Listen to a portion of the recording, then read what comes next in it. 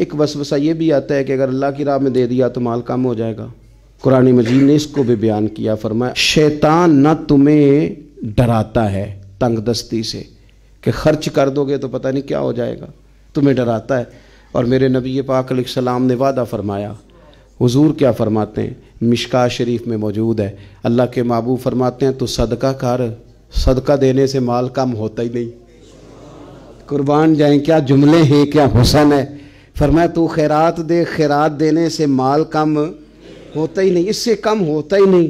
تارے جھڑ سکتے ہیں، چاند سورج اپنی جگہ چھوڑ سکتے ہیں، کریم نے فرما دیا ہے مال کم نہیں ہوتا تو مسلمانوں نہیں ہوتا، ہو سکتا ہی نہیں۔ صدقات خیرات دینے سے مال کم، آپ یقین کریں اس حدیث پر وجد ہوتا ہے کہ تم صدقات دو، خیرات کرو، مال کم ہوتا ہی نہیں۔